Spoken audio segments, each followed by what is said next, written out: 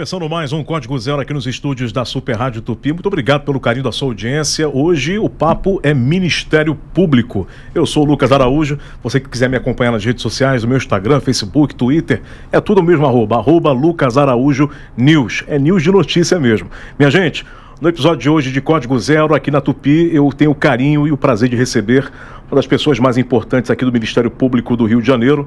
Tem desenvolvido um trabalho importante na segurança pública e você vai conhecer ele agora. Para você que não conhece, eu estou recebendo o promotor Fábio Correia, do Ministério Público do Rio de Janeiro, foi coordenador do GAECO, que é o Grupo de Atuação Especial no Combate ao Crime Organizado, e agora está no GAESP, que é o Grupo de Atuação Especializada na Segurança Pública. Doutor, queria que o senhor se apresentasse para a gente, falasse um pouco da sua trajetória, como é que o senhor chegou ao cargo de promotor e o trabalho que vem sendo desenvolvido até aqui. Obrigado. Obrigado Lucas, obrigado pela recepção. Nós acostumados a nos encontrar nas madrugadas, das operações, hoje num ambiente bastante mais acolhedor, vamos dizer assim.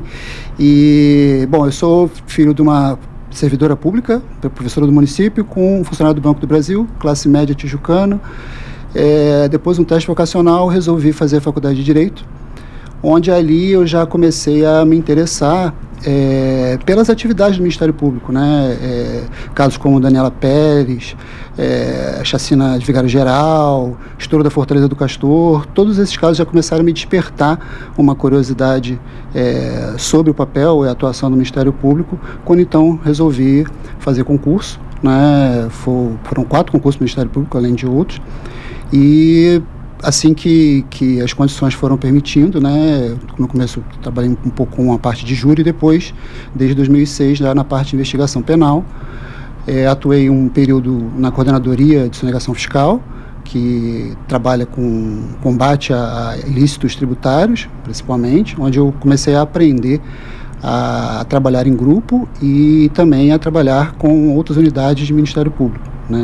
Tivemos alguns casos emblemáticos ali de sonegação fiscal relacionados a empresas de café, envolvendo Minas Gerais, Espírito Santo, quando posteriormente, já em 2013, eu fui convidado a participar do GAECO.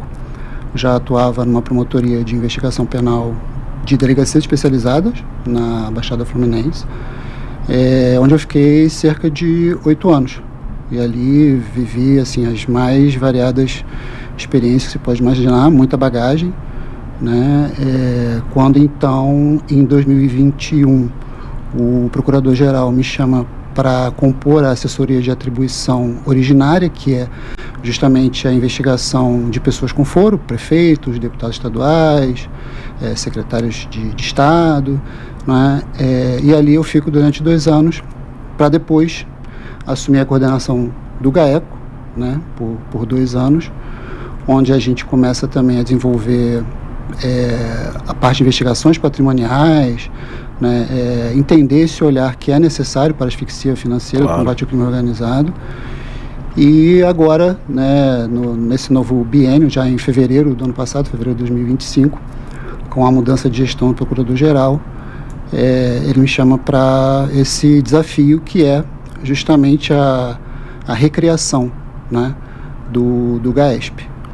Engraçado que o senhor não é a primeira pessoa que vem aqui e fala sobre a Baixada Fluminense em relação a você aprender mais trabalhando na Baixada, principalmente quem trabalha com segurança pública. Aqui a gente recebeu delegado, advogado, jornalista investigativo, pessoas de prefeitura, ligada à Prefeitura do Rio de Janeiro, e sempre mencionam, eu aprendi na Baixada. Por que tem essa diferença da Baixada com o Rio de Janeiro? A Baixada realmente é um desafio? Ela é um desafio, assim, a gente percebe, a Baixada, existe uma desigualdade econômica muito grande, as condições ali da população são realmente de merecer uma especial atenção, não só na segurança pública, como em tudo, e ali a gente vê, assim, os casos, assim, muito emblemáticos, eu ali na minha atividade da Baixada, uma coisa que marcou muito, por exemplo, foram os cemitérios clandestinos da milícia, eu lembro que a gente chegou a encontrar acho que 4 cemitérios clandestinos em diferentes municípios, e você vê assim, ali naquele momento eu observei o grau de crueldade máxima do crime organizado. Então, assim, a Baixada ela tem essa característica, assim. de muito aprendizado. E nessa sua passagem, o caso que mais te marcou foi a do cemitério. O senhor poderia desdobrar para a gente como é que foi essa investigação?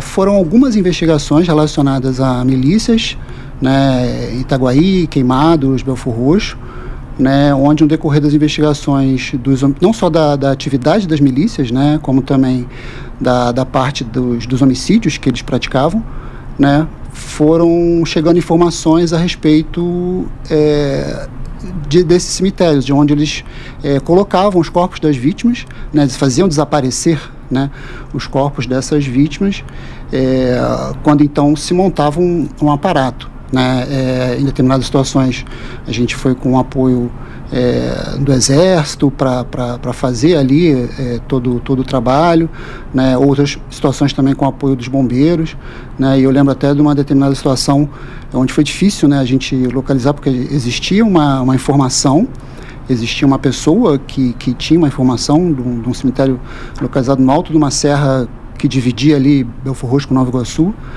E nós chegamos até esse lugar com a pessoa e encontramos de tudo, né? Menos corpos, encontramos carro queimado, até material químico, né? Ali também oculto, enfim, e nada de achar o cemitério.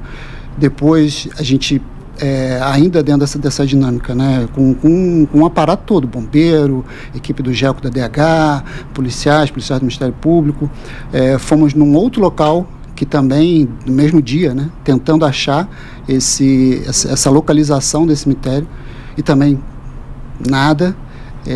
Quando já estávamos assim, nos encaminhando para retornar, já assim, bem desgastados, né, assim, vem uma informação de um popular no momento que a gente para tomar uma água. Né? E isso é uma outra característica também da Baixada. Das pessoas, elas buscam muito, né? As autoridades buscam porque acreditam, né, que ali pode-se ter uma resposta para os seus problemas. E aí um popular vem e indica, olha, vocês estão procurando, acho que ele viu aquele aparato todo ali atrás daquele campo de futebol.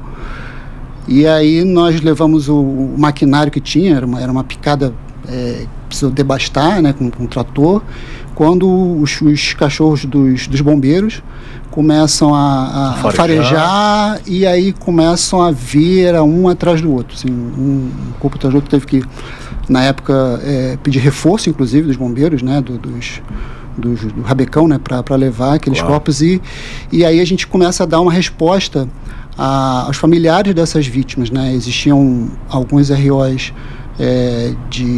sem corpo, né, de desaparecimento, ou até de um suspeito de homicídio, aí, né, leva para perícia, exame de DNA, enfim, para que aqueles entes eles possam efetivamente terminar de vivenciar o seu luto, né? Então, assim, é uma coisa que marcou muito. E nesses pontos que vocês foram que não encontraram esse cemitério clandestino, vocês acham que foi uma falsa comunicação justamente para blindar o crime local, ou realmente a pessoa errou no ponto que ela indicou? Isso a gente nunca chegou a saber, mas existem as duas coisas, né? Existem tanto as informações falsas para blindar, né? Existem também os disque denúncias de rivais, né? Inclusive para provocar ações no outro grupo, como também existe a situação de não ser exatamente, né, aquela situação que a gente procura. E nesse local que vocês conseguiram chegar, quantos corpos mais ou menos? Eu acho que foram mais de 15 a 20 corpos.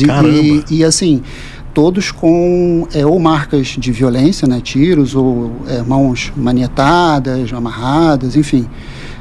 Esse foi um dos casos bastante emblemáticos que a gente teve ali na Baixada. Né? Teve o caso do traficante também, que forjou a própria morte. Vamos falar desse caso já. Para não fugir, que é muita história, né? É muita história. Essa passagem pela Baixada Fluminense, todo mundo que vem aqui conta história. Mas a gente, se eu esquecer, o senhor me lembra dela. Para a gente mencionar aqui. Doutor, o senhor foi coordenador do GAECO, que, na minha visão, é um dos órgãos mais importantes no combate ao crime. Talvez o mais importante, depois do trabalho da polícia, claro, porque o GAECO e a polícia caminham juntos praticamente. A gente, aqui na Rádio Tupi, principalmente, cobre muitas operações em que a Polícia Civil ou então a Prefeitura está lutando junto com o GAECO, operando junto com o GAECO, e o senhor esteve lá como coordenador. A minha pergunta é a seguinte, até para poder, quem está acompanhando a gente percebeu até nas redes sociais, tem muito estudante de direito que acompanha a gente também. Por que o Ministério Público criou? Quando a gente fala de GAECO, é combate ao crime organizado, e segurança pública está no mesmo eixo. Não tem como separar uma coisa da outra. Mas por que o Ministério Público criou o GAESP, uma pasta exclusiva só para a segurança pública, tirando ali um pouco do GAECO? O GAESP, ele foi criado em 2015, a primeira vez, com a compreensão, né, de que não era mais só suficiente para trazer algum tipo de mudança na segurança pública, você processar criminalmente maus policiais em desvio de conduta.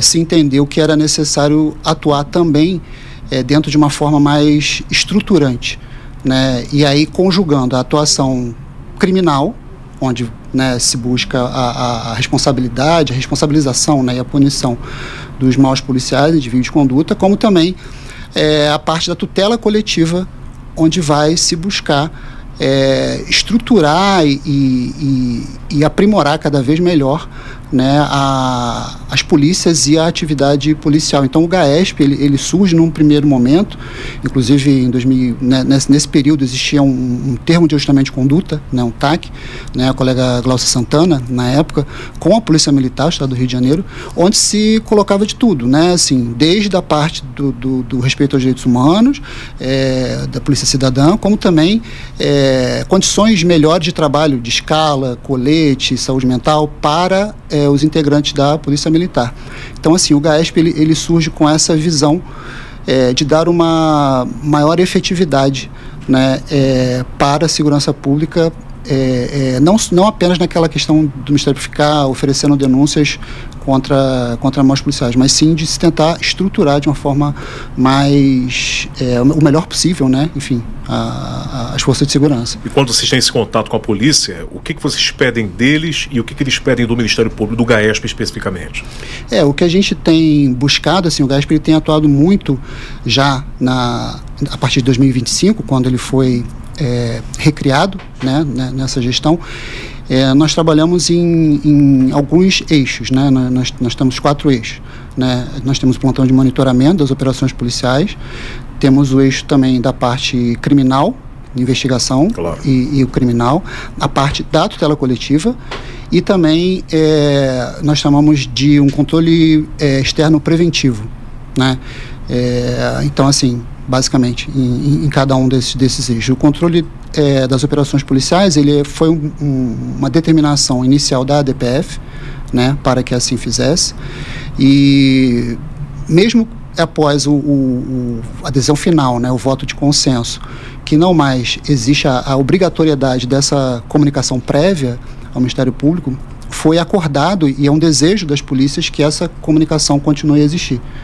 Então, nós temos um plantão de monitoramento das operações policiais que atua 24 horas por dia, 7 dias na semana, onde foi possível, no ano de 2025, foram cerca de 776 operações policiais comunicadas. O que a gente percebe que a polícia não para, né? Assim, praticamente são de 1 a 3 operações por dia, né? Em relação à expansão do crime organizado, o senhor mencionou a questão do monitoramento das operações. No ano passado nós tivemos a mega operação contenção que aconteceu lá no Complexo da Penha.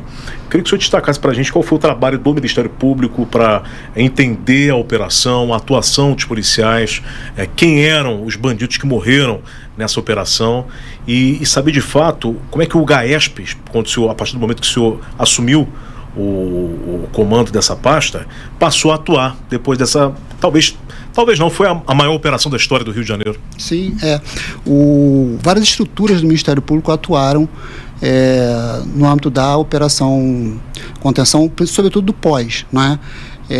O GAECO atuou na investigação e no oferecimento da denúncia. Uma vez realizada a operação, o GAESP, né, após receber a comunicação e receber as notícias, né, dos casos de letalidade que ocorreram, que vitimou 117 pessoas, né, 121 pessoas, 22, né, porque teve mais um outro policial, compareceu os promotores compareceram ao Instituto Médico Legal, né, junto com os peritos do Ministério Público, acompanharam, houve o escaneamento com um aparelho de 3D de terceira dimensão de todos os corpos para uma análise técnica dos peritos do Ministério Público, né? A partir daí também houve um trabalho pelo grupo da audiência de custódia, né, que passou a acompanhar e a levantar dados sobre aqueles presos, muitos de outros estados, diga-se de passagem. Amazonas, né? Bahia, enfim. Exatamente, alguns até com passagens, né, em outros estados. Houve também um trabalho do Centro de Apoio Operacional das Promotorias de Infância e Juventude, né, também porque houve menores que foram apreendidos ali, né, foram cerca de 11 menores apreendidos durante aquela operação. A nossa Coordenadoria de Segurança e Inteligência deu todo o suporte para essa atividade dos promotores, né, de irem até o IML, levantamento técnico também sobre as informações, né, daquelas pessoas que morreram, né, e houve assim, a interlocução também e a cobrança junto à Delegacia de Homicídios, né, sobre os dados qualificativos, a cobrança da prestação de informações pós-operação, não é? E assim, como há uma determinação, até por conta da DPF 635, né, da investigação independente, né, foi instaurado um procedimento investigatório. Dentro desse procedimento investigatório foram oferecidas, não dentro do procedimento investigatório, mas dentro da atividade, foram oferecidas 6 denúncias, onde, após a análise de câmeras corporais, foram identificadas a prática de crimes por alguns policiais que participaram, que maculam, né, assim, o trabalho policial, como, por exemplo, o furto de fuzil, furto de peça de carro. E para além disso, dentro desse procedimento investigatório criminal independente, estão sendo ouvidos desde os tomadores de decisão da operação, os policiais que participaram efetivamente da operação. Estamos recebendo não só os laudos do IML, como a nossa análise dos profissionais, né, os peritos do Ministério Público, né, e também as imagens das câmeras corporais. E, por outro lado, o Ministério Público também acompanhou junto às polícias para que os policiais que participaram dessa operação, todos eles passassem pelo setor de psicologia, porque a saúde mental das forças de segurança é um dos pontos principais também previsto na DPF. Em relação a esses policiais que estão sendo investigados, o Ministério Público ainda não apresentou a denúncia, não ofereceu a denúncia ou já contra eles especificamente? Contra esses policiais onde foram identificados esses desvios de conduta, esses crimes, foi oferecida a denúncia junto à Auditoria da Justiça Militar, né? E o importante é que nesse procedimento investigatório que existe, né, sobre a operação, ele é levado a cabo de uma forma bastante técnica e imparcial, não é? É claro que existem, a gente observa assim, as manifestações ideológicas, mas assim, o importante é se tentar esclarecer, né, e tentar reproduzir ao máximo possível tudo o que aconteceu naquele dia, né? Então, assim, como é uma investigação em andamento e ela, claro, inclusive está sob sigilo, né, estamos vendo também familiares, né, das pessoas ali que foram óbito na comunidade, né? Então, assim, tudo para se tentar reproduzir, né, o mais próximo possível da realidade daquilo que aconteceu e oferecer as respostas à sociedade, né? Então, foi uma atuação onde um dado que é possível observar, naquele dia, o plantão de monitoramento, não houve uma profusão de denúncias de violações de direitos humanos, né? Foram identificados pelas polícias também as folhas de antecedentes daquelas pessoas que morreram e uma arrecadação grande de fuzis. Então essas denúncias de irregularidade na atuação de alguns policiais, diga-se de passagem, elas vieram no pós e não durante o monitoramento da operação, né? Exatamente. Sobretudo com a análise das câmeras corporais. As câmeras corporais, elas são um instrumento, assim nós entendemos, né, de grande valia, sobretudo para a defesa dos bons policiais, né, porque através das câmeras corporais é possível estabelecer, né, assim, quando o policial age, né, como é a grande maioria das vezes, né, de uma forma correta, e quando há justamente essa questão do desvio de conduta. Agora, a gente falava muito antigamente, doutor, que o Complexo da Penha é o coração local do Comando Vermelho, ou seja, do tráfico de drogas, do crime organizado, da maior facção do Estado. Só que a mega operação Contenção, ela trouxe para a gente um detalhe que a gente já, evidentemente, que acompanha a segurança pública há muito tempo, já vinha percebendo que o Complexo da Penha não é mais aquele coração local, é o coração nacional. A morte dessas lideranças, tanto da Bahia quanto do Pará, Minas Gerais, Amazonas, na Operação Contenção, destacou isso muito bem pra gente, que a Penha não é mais o coração local, é o coração nacional. O que a gente percebe disso? Que as lideranças estão escolhendo o Rio de Janeiro para se homiziar, para se esconder. O que o senhor classifica essa escolha? É uma escolha estratégica da liderança do tráfico de drogas, do Comando Vermelho? É um erro governamental? Onde é que as estruturas de poder estão errando para que esses traficantes possam se esconder aqui no Rio de Janeiro e a gente tem essa expansão territorial do crime? Eu acho que aqui no Rio de Janeiro a gente vivencia uma situação muito peculiar, né? E o Comando Vermelho, ele tem o seu nascedouro, né? A sua origem, né? Aqui no estado do Rio de Janeiro, né? E é um grupo armado, uma facção criminosa, né? Hoje considerada transnacional, assim como o primeiro comando da capital. Sim. Então, acho que o centro decisório, né, assim, do Comando Vermelho ainda é o Rio de Janeiro, e por alguma razão foi eleito, né, assim, para que se viessem para cá lideranças do Brasil todo. Isso é um dado, isso é uma constatação que se tem, né, e não creio que seja por falta de uma ação das polícias, porque a gente, como eu falei, nós temos operação todo dia. O estado do Rio de Janeiro tem batido recordes atrás de recordes, inclusive com as críticas que se faz, a questão da gestão de operações policiais da DPF. O estado tem batido recordes atrás de recordes de apreensões de fuzis, né? Então nós temos um problema onde a gente precisa realmente ter alguma virada de chave em relação a isso, né? A política de segurança pública, o Ministério Público, ele não dita a política de segurança pública, mas ele pode ser um personagem indutor, sim, né, da política de segurança pública, e acredito que, assim, existe já dentro das próprias exigências, o olhar da DPF, alguns mecanismos que a gente pode tomar como ferramentas ou possibilidades para se tentar reverter isso, como, por exemplo, a reocupação territorial. Perfeito. E nesse dispositivo de monitoramento das operações policiais, a gente teve um caso emblemático, que foi o caso, aliás, triste, diga-se de passagem, que foi a morte do jovem Eros na comunidade de Santa Amaro, numa ação do COI, se não me falha a memória, junto com o BOP. O COI hoje está integrado ao BOP, contra o crime organizado, e esse jovem, no momento em que participava de uma festa junina dentro da comunidade, ele acaba baleado e morre. Qual foi a participação do Ministério Público nesse caso? Qual é o caminho que vocês estão caminhando, estão trilhando com a polícia para entender melhor tudo que aconteceu, os envolvidos nesse caso, as pessoas que comandaram essa operação? Será que de fato era momento de envolver uma operação no momento que aconteceu uma festa? Talvez. Como é que o Ministério Público tem seguido esse caminho?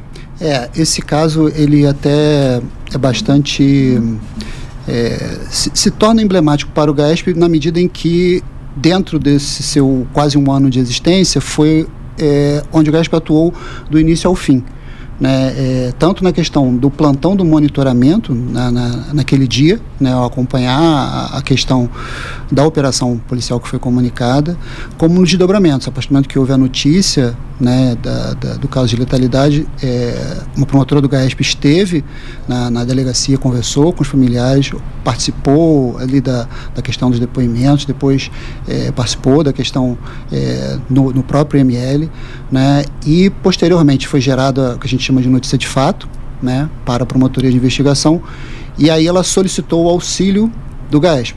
O GAESP, ele atua na parte criminal e na parte da tutela também, com o auxílio do promotor natural. Nós chamamos de promotor natural.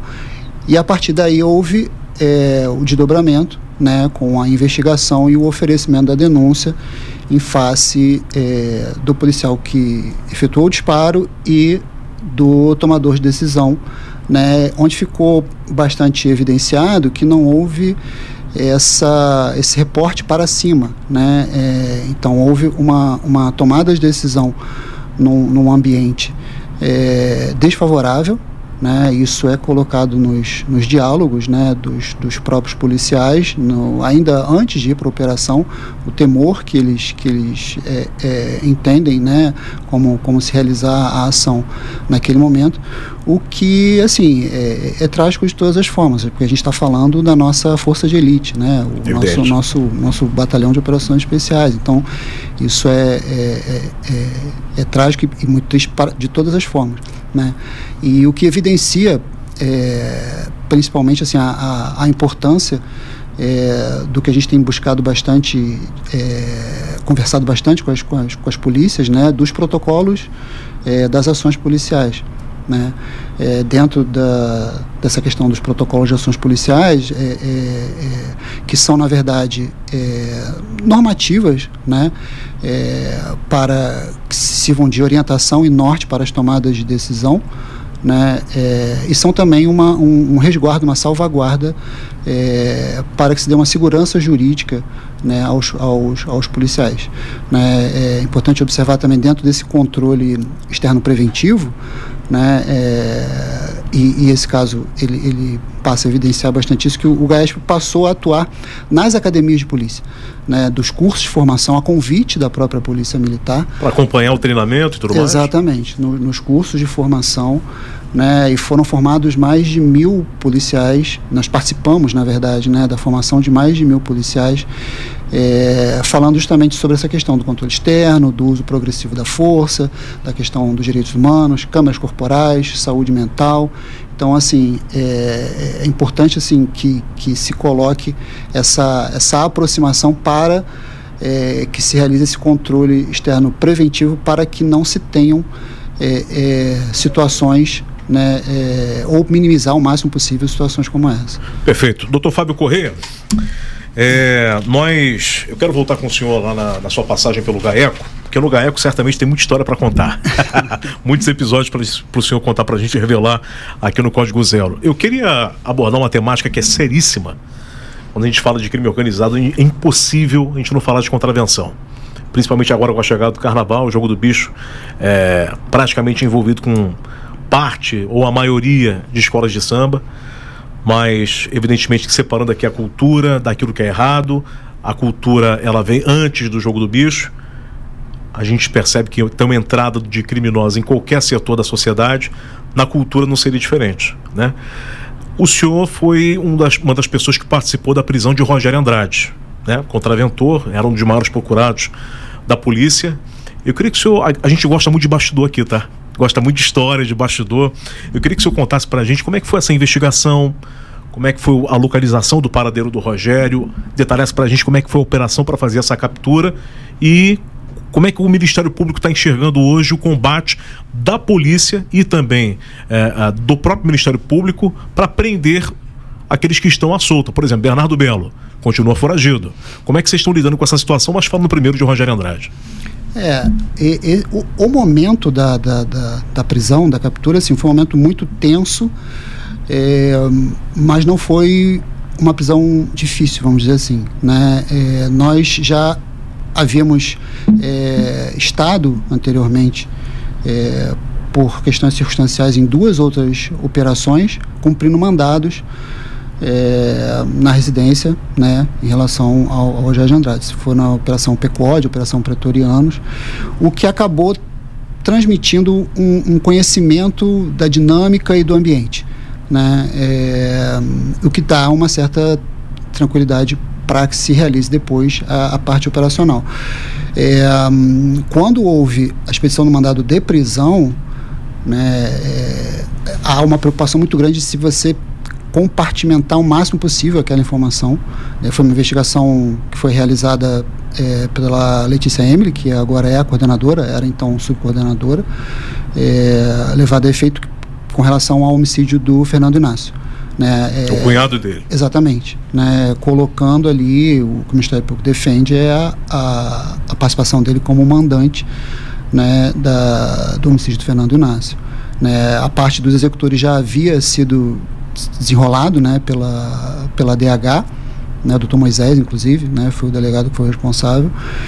E então o Ministério Público ele consegue identificar, né, através do aplicativo Wicker, né, mensagens trocadas, né, esse é o que a gente defende, e assim foi feita a denúncia e obtido mandado de prisão.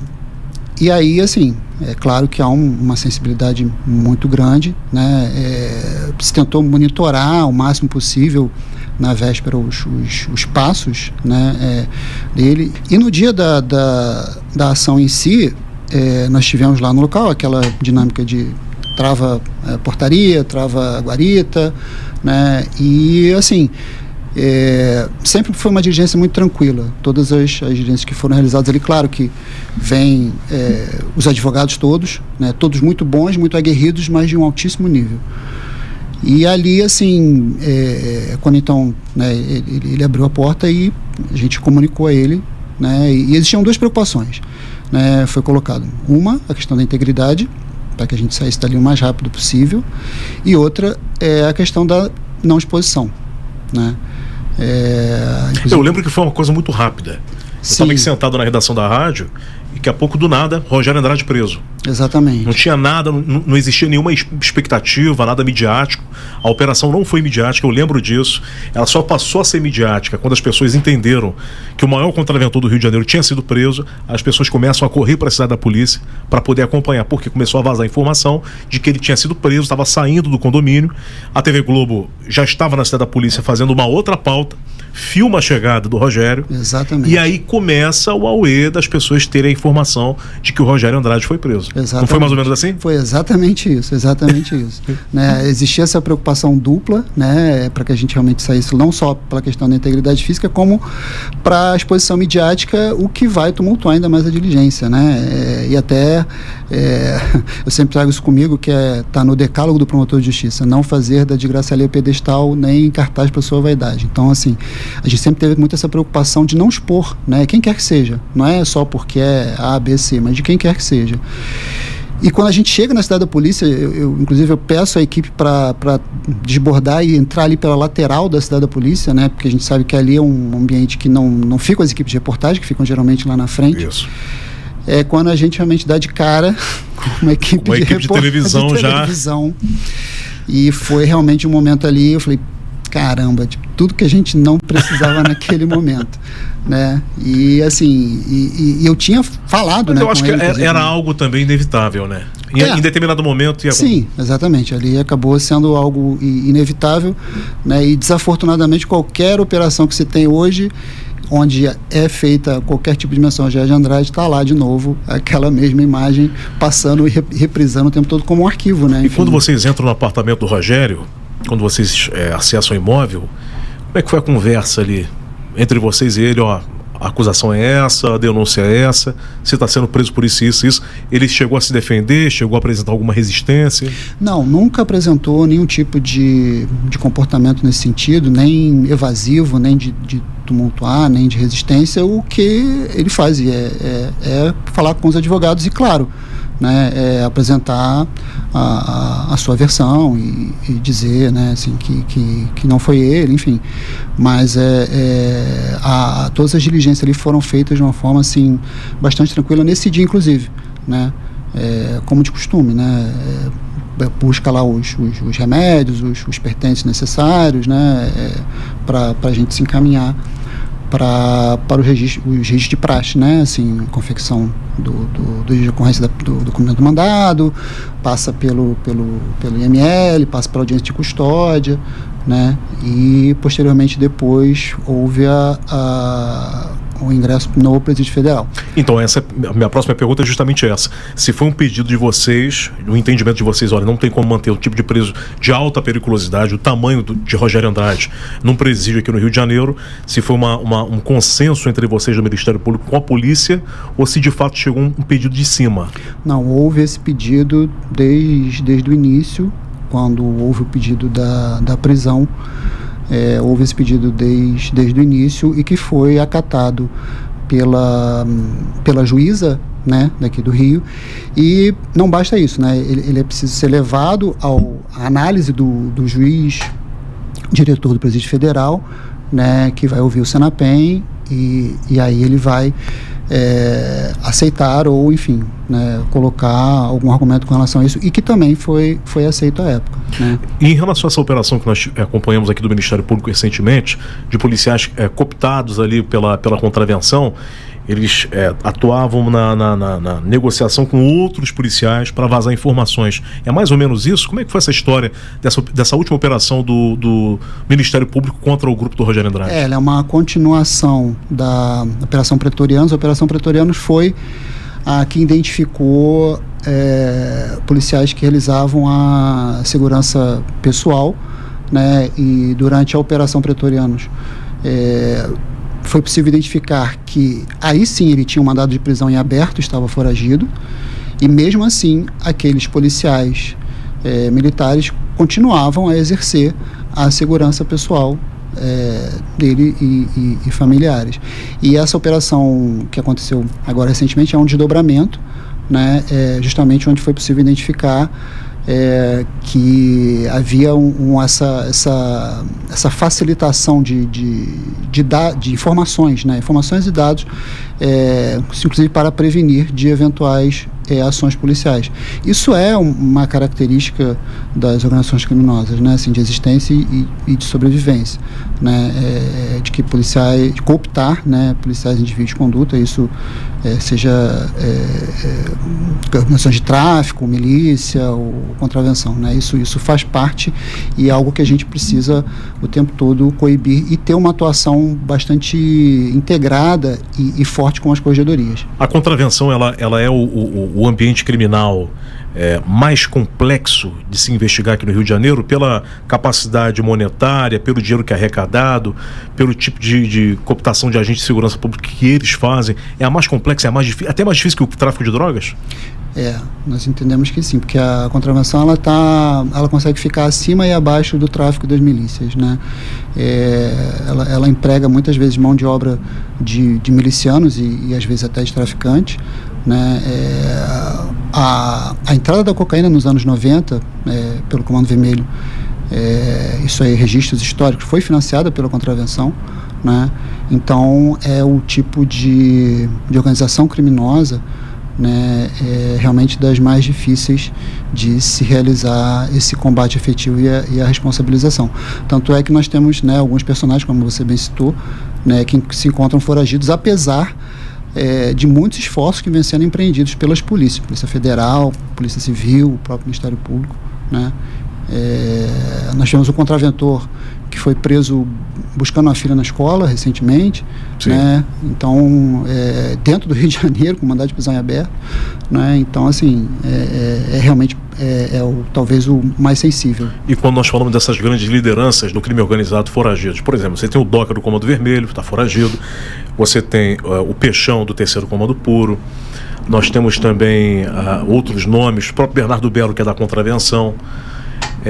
No entendimento do senhor, por que há essa dificuldade de prender essas grandes lideranças? Evidentemente que a gente que acompanha a segurança pública, há interesses escusos de figuras de dentro da própria polícia que às vezes beneficiam um tipo de criminoso como esse, mas eu não vejo uma explicação maior do que essa para não se chegar à localização desses bandidos. Evidentemente que existe uma estrutura, eles colocam soldados para combater tanto a chegada dos policiais no momento da prisão. A gente já teve várias conversas sobre essas aqui. Não é apenas isso porque as pessoas usam essa alegação, né? Tá foragido, não consegue pegar porque tá comprado. Porque comprou batalhão tal, comprou delegacia tal, comprou juiz tal. A gente sabe que não é muito bem assim. Existe toda uma estrutura que o crime organizado escala para poder combater as próprias forças policiais. Mas no entendimento do senhor, por que há essa dificuldade de chegar no paradeiro dessas grandes lideranças? A moeda mais valiosa que existe é a informação, né? Então, no mercado clandestino, vamos dizer assim, né, paga-se muito e bem pelas informações, né, o próprio eco mesmo, né, como foi muito difícil, né, até que se chegasse a ele na época, enfim, eu acho que existe essa rede, né, essa blindagem que as lideranças elas buscam se cercar para justamente se precaver e se prevenir das investidas das ações de polícia e Ministério Público. Agora, doutor, eu quero voltar naquela história do traficante que a gente mencionou aqui. Eu falei assim, se ele não lembrar, eu lembro para ele. Da sua atuação na Baixada Fluminense. Como é que foi essa história do traficante que te marcou sua carreira também, te ensinou bastante? Pois é, rapaz, era um traficante do Guandu, né? Ali nós vínhamos já desenvolvendo uma sequência de investigações com relação ao tráfico de drogas ali daquela região. Esse indivíduo ele foi alvo de diversas denúncias e diversas investigações. Com um determinado momento eu estava junto com a minha assessora, né, confeccionando, né, a denúncia para oferecer juízo, e a gente puxa os documentos, a folha de antecedentes dele, enfim, e aí aparece ali, morto. Eu falei, um traficante conhecido desse, assim, é o Breno do Guandu, assim, isso ficou notório, depois a gente pode até comentar. Então, assim, né, não recebeu nenhuma notícia, assim, e ele era objeto de interceptações telefônicas, assim, com frequência. Eu falei, não, tem alguma coisa errada. O que vocês investigavam dele especificamente ali? A participação dele no tráfico, né? Ele era o líder do tráfico do Guandu. Líder do tráfico de drogas, a participação também em relação a roubos de carga, né? Que a gente chama de latrocínio, que é o roubo com a morte de seguranças, né, das empresas de carga, de cigarros principalmente, né? E aí eu falei, não. Quando então nós começamos a investigar e descobrimos que foi feito um registro de óbito forjado, falso, com a subtração de carimbo de um médico, né, e registrado o óbito num determinado cartório, né? E aí, o traficante forjou a morte com a assinatura de um médico. Com um carimbo furtado, uma assinatura falsificada. Para driblar vocês e a polícia. Para driblar, exatamente. Isso é Rio de Janeiro, é a cara do Rio de Janeiro. Exatamente, né? E aí dá um trabalho danado, porque você não só... além da parte criminal, teve que se desconstituir aquela certidão de óbito ideologicamente falsa no registro civil, né? Então foi assim um caso que assim a gente teve que atuar em mais de uma frente, né? Mas afinal, onde é que estava Breno do Guandu? Foi preso posteriormente numa ação, né? Foi até numa ação de inteligência da Polícia Militar com um batalhão de choque, foi preso posteriormente e hoje em dia tá preso até hoje. Doutor, lidar com essa situação de combater grandes criminosos, de lutar pela segurança pública, às vezes expõe a gente como pessoa, principalmente quem está inserido diretamente, seja policial, seja delegado, seja promotor, juiz. O senhor já chegou alguma vez em casa com aquela noia, estou sendo perseguido, estou sendo monitorado, vou ter que reforçar minha segurança? Já bateu essa noia, essa sensação de insegurança dentro da própria casa? Rapaz, assim, não é fácil, né? E sobretudo porque eu sempre participei ativamente, inclusive das operações, o que, além de ser uma forma de você fazer o controle externo, né, você também está ali com as polícias, você está demonstrando a eles, né, que assim, o trabalho deles está sendo validado, né? Mas assim, a questão com a segurança pessoal é algo que a gente não pode descuidar. Eu te confesso que a gente às vezes procura não pensar muito nisso, né? Mas eu trago uma frase de um ex-procurador-geral que ele dizia que promotor não se intimida, né? Então eu fiz concurso para isso, para servir a sociedade, né? Tento fazer a minha atuação profissional da forma mais técnica e discreta possível, né, da forma mais correta, e a gente conta com isso. E a bem da verdade, assim, em algumas situações da minha vida profissional foi possível identificar, inclusive, manifestações de pessoas que foram presas ou denunciadas por mim pelo respeito da forma como eu conduzi, né? Então, com total imparcialidade? Com total imparcialidade e assim, até o Breno Carnevale esteve aqui e falou, né, uma coisa que é bastante interessante e que eu trago isso também, que é no sentido de que você está ali para apurar o fato e não a pessoa, porque muitas vezes um criminoso, quanto mais ele vai ser inocente dentro daquela situação, e muitas vezes um inocente vai ser culpado de aquela situação. Então a gente vai julgar o fato e não a pessoa. Mas chegou a algum momento da sua atuação a receber alguma ameaça direta direcionada a você em algum caso que você investigava? Chegou mais de uma vez, né? Alguma que o senhor pode revelar pra gente? Algumas situações de cadeia, né, onde foi mencionado. Chegou uma vez uma informação também de se botar valor em relação a... Esse é o mais normal, né? Mais comum. Mas assim, há muito assim, a gente busca depurar, né, o que de fato está acontecendo. Mas como eu te falei, assim, todas as vezes que eu reportei a chefia ou a coordenadoria de segurança e inteligência, né, para se tomar as precauções e medidas cabíveis, mas e dentro da minha vida pessoal também não busco estar em situações de vulnerabilidade que permitam chance a esse tipo de coisa. E a família, como é que lida com essa situação? Fábio, toma cuidado, pelo amor de Deus. Meus pais, então, meu pai, depois que eu vi isso daqui, vai ficar preocupado, né? Mas Fábio, pelo amor de Deus, Fábio.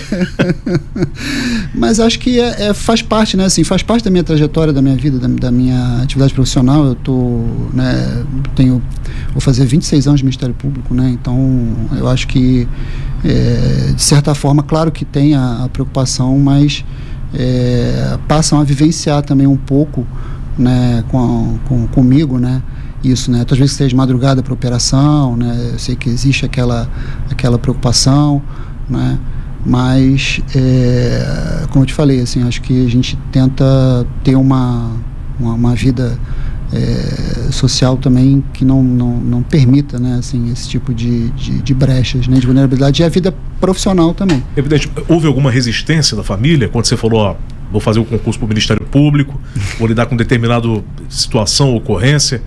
Teve alguma resistência da família? Não. Meu pai que sempre pede para eu voltar para o gabinete. Se Deus quiser. Mas isso não chegou a acontecer. É claro que talvez nem eles soubessem, né? Mas eu por uma questão até de forma pessoal de encarar as coisas, eu nunca fui um promotor de investigação que ficasse dentro do gabinete.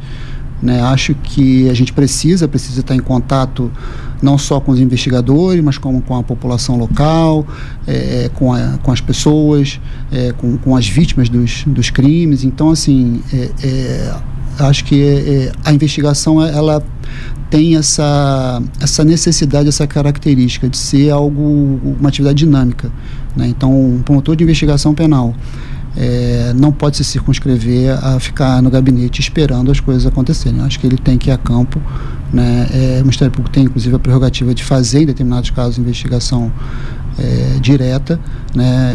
Ou em conjunto com as polícias. Então, assim, e isso foi pautado ao longo da minha vida e me trouxe, assim, grandes experiências e dentre essas que eu narrei e experiências pessoais e muito dessa minha forma de atuação no GAECO hoje eu percebo que auxilia nessa interlocução com as polícias no GAESP, né, por sim, eles entenderem, né, e terem visto, né, assim, a minha forma de atuação. Hoje eu sei, por exemplo, o que é entrar dentro de uma comunidade, a diferença que é de você ter um helicóptero ou não em cima de você, né? Hoje eu sei, eu entrar numa comunidade, você vê o trânsito dos moradores daquela comunidade, todos vindo de carro com pisca-alerta ligado, o farol aceso, porque estão... Vidro abaixado. Exatamente, vidro abaixado. Então, assim, toda essa experiência, né, por ter participado dessas coisas, me dá né, acho que me trouxe uma bagagem para que eu tenha esse olhar, né, e ajuda bastante, né, nesse desafio agora que é o GAESP, né? O senhor citou o Breno Carnevale, aliás, grande figura, esteve aqui com a gente, e o Rio de Janeiro vai ter uma grande novidade agora, que vai ser a Força Municipal. Querendo ou não, a Força Municipal vai ser um tipo de polícia. Vai ser a polícia comandada pela Prefeitura. Patrulhamento, uso de arma de fogo. Vai começar, se não me engano, pela Zona Sul. O Breno esteve aqui explicando pra gente. Isso. Onde ali tem uma grande reincidência de furto e tudo mais. Como é que o Ministério Público está lidando agora com essa novidade que o Rio de Janeiro vai ter? Primeira vez que vai ter uma guarda armada. Como é que vocês estão dialogando, conversando? Vamos se ajudar? Vamos trocar informações, compartilhar dados? Como é que vocês estão lidando com a Prefeitura para receber a Força Municipal? Ele esteve conosco, né, lá no GASP, apresentando o plano e a proposta da Força de Elite, Força Municipal, né? Ela é um ator que vai agregar segurança pública, inclusive existe uma previsão, né, constitucional para isso, e assim, ele demonstrou inclusive a questão da forma como a Corregedoria vai atuar, na questão tecnológica. Eles têm uma ideia que eu acho bastante interessante, que é o conceito do CompStat, que é utilizado pela Polícia de Nova York, né, no sentido das reuniões onde o gestor, ele através previamente de saber dos dados, né, de toda a dinâmica do que vem acontecendo, ele parte para a cobrança de resultados. Então ele não espera que na reunião sejam apresentados os dados, ele já sabe os dados antes e na reunião ele vai realizar aquela cobrança de resultados. Então existe esse diálogo e essa interlocução para que a entrada desse novo personagem, né, na segurança pública do Rio de Janeiro se dê da melhor forma possível e dentro de num controle mesmo, né, assim, dentro de uma dinâmica que a gente consiga compreender junto com as polícias, né. A Força Municipal entra no guarda-chuva do GAESP, ali debaixo do monitoramento de vocês?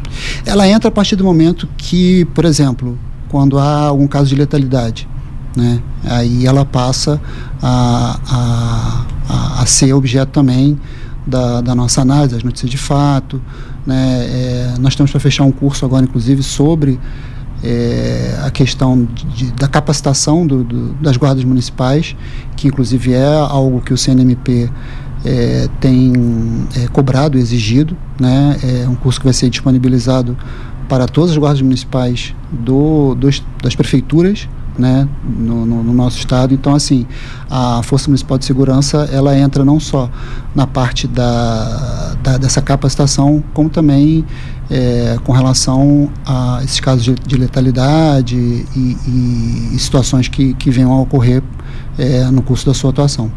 Doutor, reta final do nosso bate-papo, para a gente poder encerrar, eu quero te fazer uma pergunta técnica. Eleições chegando, esse ano a gente escolhe um novo governador, reelege ou escolhe um novo presidente da República e, de fato, a segurança pública vai pautar as eleições, como já está pautando. Rede social, os debates na internet, muitas pessoas hoje apresentando suas ideias, trazendo projetos. A própria a Força Municipal, que é a divisão de elite armada, foi apresentada pelo prefeito Eduardo Paes, começa a atuar em 2026. Qual é o futuro da segurança pública no estado do Rio de Janeiro? O que o telespectador do Código Zero pode esperar da parte do Ministério Público e o que vocês estão esperando de melhoria? O que está para vir? O que está para acontecer para trazer mais segurança ao cidadão, para reduzir ainda mais roubos e furtos? A gente tem uma dificuldade muito grande, principalmente no Rio, aqui no centro da cidade, como menores de idade, menores infratores praticando roubos e furtos. Final de semana, com a chegada do carnaval, está aumentando bastante. Então, assim, há um estopim do cidadão. Como é que o Ministério Público quer chegar a esse cidadão e dizer, olha, calma, que há uma luz no fim do túnel? O que vocês estão esperando para esse ano? Eu acho que, assim, a segurança pública é o tema da vez, né, em todas as eleições que vão se realizar, né? Inclusive, falando abertamente sobre a questão de candidaturas, né, há também um trabalho do TRE com o Ministério Público Federal e o Ministério Público Eleitoral, né, para se barrar candidaturas relacionadas ao crime organizado. Isso já é um ponto, né? E sobre a segurança pública de um modo geral, tanto com relação à parte do crime organizado, o Ministério Público tem buscado intensificar cada vez mais esforços, seja na aquisição de ferramentas tecnológicas, seja na parte da investigação patrimonial e asfixia financeira e econômica, né? Quanto também com relação a essa situação que foi colocada, né, dos transeuntes, do roubo de celular, do roubo de rua, né? Isso tem sido objeto também. O ISP é um grande aliado, né, no sentido de se identificar, né, as vulnerabilidades e onde pode melhorar, e assim é possível perceber que os números vêm melhorando, né? Os números da segurança pública não é um trabalho fácil, né? E eu digo que assim, a gente costuma dizer que é uma conta muito cara que chega para o sistema de justiça criminal e segurança pública por conta da realidade socioeconômica, da desigualdade socioeconômica que a gente tem, né, não só no estado como no Brasil todo. Então, no meio a isso, os atores da segurança pública têm que dar o jeito de se tentar resolver, né? Então, o trabalho vem sendo feito, né, numa proximidade e um controle, né, com relação às polícias do Ministério Público, tem estado bastante atento a esses números dentro lá do Conselho Estadual de Segurança Pública. Isso vem sendo discutido. A gente teve recentemente até a apresentação dos números sobre o Réveillon, né, das polícias, né, onde foi possível observar que assim, foi um emprego de um efetivo e de uma estrutura imensa para se cobrir, né, a todo o contexto daquelas festividades, né? A gente tem carnaval aí, né, que vem se aproximando, e novamente também, claro, né, é uma festa, né, e popular, e é preciso também, né, cuidar da parte da segurança pública. Mecanismos como contratação de stewards, né, que são a segurança terceirizada. É muito característico isso em outros lugares do mundo para grandes eventos, né, como forma também de se agregar às forças policiais, e aí você amplifica, né, amplia a capacidade de oferecer uma segurança pública de qualidade com relação a esses eventos. Então, a gente está atento e vem observando essas iniciativas, né, não só das forças, como da política, né, do governo do Estado. O debate que está tomando conta das redes sociais, aqui a gente vai encerrar, que eu tenho certeza que vai ser falado até nos debates de televisão dos candidatos, tanto a governador quanto o presidente. Um tema que tem ganhado as redes sociais. Facção criminosa tem que ser classificado como terrorista ou não? Rapaz, isso é um tema polêmico demais. E polêmico, e tem sido polarizado, né? Assim, o que a gente observa é que tem sido usado isso como, né, um debate político. Eu entendo que, assim, a despeito da nomenclatura que se tenha, é preciso que a gente tenha um tratamento cada vez mais gravoso, né? Quando da minha passagem pela coordenação do GAECO, a gente iniciou essa questão da investigação patrimonial, da asfixia financeira dos grupos, mas também, você citou um exemplo, de se buscar dar um tratamento mais gravoso ao cumprimento da pena das lideranças. Isso tudo é uma inspiração do código italiano, né? Chamam de cárcere duro, né? A gente não tem isso, mas a gente tem essa ideia, vamos dizer assim, né? Então, eu acho que, além também de mudanças legislativas, a gente vê que já há um progresso, né, dentro do pacote anticrime com relação à questão das saidinhas, mas ainda assim é preciso melhorar. A questão do armamento, né, do fuzil, aquele que porta fuzil estando na condição do tráfico de drogas, também precisa de uma legislação mais gravosa. Estou citando exemplos assim só para ilustrar do quanto o tema, assim, ele passa além de uma nomenclatura, e sim, eu acho que de um efetivo tratamento mais gravoso, né, para os integrantes de facções criminosas e de crime organizado. É sair do debate ideológico para o debate técnico, né? de combater o crime organizado de fato de verdade. Exatamente. Doutor, para a gente poder encerrar, eu queria que você olhasse para aquela câmera ali que está te filmando, mandasse um recado para quem acompanha essa entrevista, quem quiser acompanhar teu trabalho no GAESP também, e como é que as pessoas podem colaborar com o trabalho do Ministério Público nas suas considerações finais. Agradeço mais uma vez, Lucas, a oportunidade e a acolhida aqui na rádio, né? Dizer para as pessoas que o Ministério Público ele vem cada vez mais se estruturando, não só com relação ao combate ao crime organizado, na parte das investigações patrimoniais, na questão do cybercrime, né, que vem cada vez mais sendo um ambiente onde o crime organizado vem se desenvolvendo, inclusive para lavagem de dinheiro, né, e também com relação ao GAESP, né, buscando cada vez mais estar próximo para que se fomente uma nova cultura, né, dentro das polícias, e o Ministério Público ele tem os seus canais de atendimento, seja pela ouvidoria, seja pelo próprio plantão do GAESP. Estamos à disposição de todos. Senhoras e senhores, esse foi Fábio Correia, promotor do Ministério Público, falando aqui na programação da Rádio Tupi e no Código Zero, evidentemente. A programação da Rádio Tupi não está saindo da minha boca hoje. Fiz tanto ao vivo hoje que a palavra programação não sai de mim. Doutor, muito obrigado pela Lucas, participação. Eu que agradeço. Muito obrigado para você que acompanhou o Código Zero até agora. Fica ligado na nossa agenda de episódios que vem muito mais por aí. Um abraço. Fica com Deus. Obrigado.